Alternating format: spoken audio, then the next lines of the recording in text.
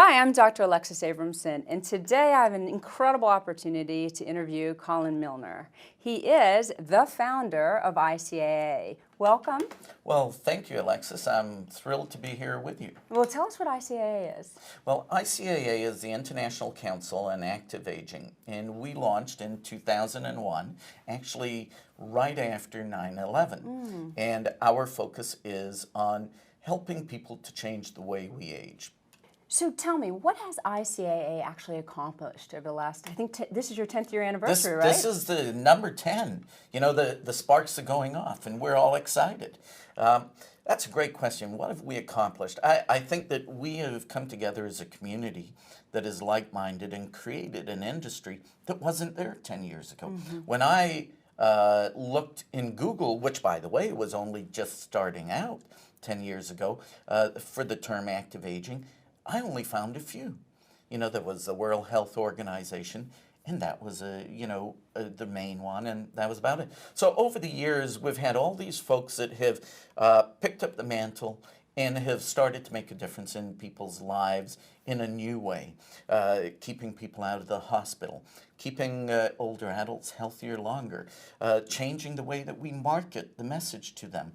Really, at the end of the day, we have looked at, and I believe changed the way a portion of society looks at a positive role of aging as opposed to one that is filled with challenges. Sure. Tell me a little bit about your business model. Now, you cater specifically to businesses that are in the field of aging, or? We do.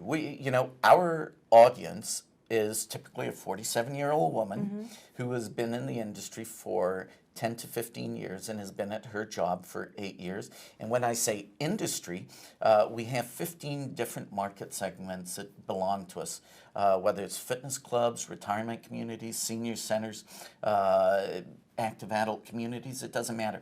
The key thing that they come to us for is information, education, resources, tools, and networking all around how to keep their older customer healthier longer.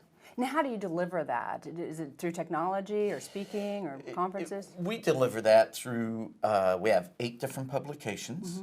Our Journal in Active Aging is our flagship publication. And, in all the surveys that we've ever done, we've asked them, where do you go for your information? And the Journal is where they recognize. That is a gorgeous, slick journal, by the way, and so educational. I mean, I've been in the field for over 20 years, and I read it, and every time I read it, I get a great nugget of information out of it. So. Well, and that's really our goal, is to provide you those nuggets that can help you be more successful, whether it's trade shows, whether it's conferences, whether it's TV, all of these different opportunities for you to learn. And when we say learn, we look at that everything is changing so fast around the older market that it needs to be an education and an educational process. And that's what we do. We're talking about education, so you're, as they say, a bit of a pioneer in the field of aging. What have you learned over the last 10 years that you think it's important to let others know? Because we're a community. We're a community of people that need to understand more about the aging process. What have you learned about marketing and aging and so on and so forth? I think the number one thing I've learned is never listen to your friends. In what regard? Well, when I was first launching the ICAA, every single person that I sought their counsel said, why would you need to do a business like that? No one will come to you. No one will use your services. And so I went against the grain. I also went into an area that I have a passion for, but that it seems a lot of people lack passion about. And, what I've learned is that you have to stoke the fire to get the passion within each of us and every one of us. And, the people who are passionate will find you, and the people who really don't care won't. Right. I know you have a lot of new initiatives that I find very interesting. You obviously are concerned about the carbon imprint that we're all making, and have done some things in the area of green. Yes. Tell me a little bit about that. Well, green, we have a multi-dimensional model for wellness, 7 different dimensions. And the new dimension that we added was the environmental. And it's not just about the outdoor environment, it's about the environment overall that we create for people to live in, to play in, to, you know, do all the things that they do in, and will that environment impact their health as well as the outdoor environment. So we created our Green Guide, which is a once-a-year publication that comes out that talks, but it's an online publication because it's green, you know, and it's really focused on helping people to realize how to enhance their programs through the use of the environment.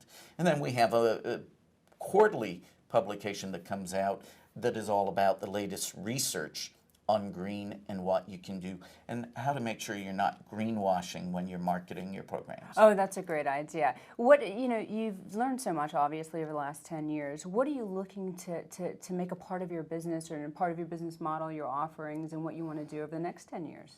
Oh, that's a great question, and one that I literally ask myself almost every day. And probably the first thing is we're just launching a whole new campaign about rebranding aging. And the reason that we chose rebranding as the term was basically because that's a term that marketers use and that a lot of media uses, or the term branding, I should say. The way aging is branded right now is just not the way it should be. We're not recognizing that as we get older, we have more wisdom. And to be frank, from a marketer's perspective, we also have more dollars. I haven't seen many kids coming out of university that are, you know, wealthy. I see them coming out with great debt, but I see a lot of older people who do have, you know, at least a lifetime of savings and knowledge. So our goal really is to shift the perception of aging, sticking with our mission of changing the way we age, but now taking it to the general public. So where do we see ourselves going? We see ourselves embracing the older consumer as part of our business model moving forward. That's wonderful. And before we close, let me just ask you, because it concerns me, these future generations, in terms of their somewhat lack of interest in mature adults, in boomers, in our whole aging population. What would you tell your children or your grandchildren or your nieces or your nephews about this marketplace and how critical it is to our future? We matter. You know, at the end of the day, we all matter. And that because you reach 51 doesn't mean that TV shouldn't pay attention to you, that you shouldn't continue to get marketing surveys, you know, that we have to stop telling people that they can't do things because you're a certain age. If I want to jump out of a plane at 90, it's my choice. I can do that. Who are you to tell me that I can't? Now, yes, there are some things that we need assistance with, and we look for expert opinions. But at the end of the day, we matter, our opinion matters, and we ask you to respect that instead of cast it aside.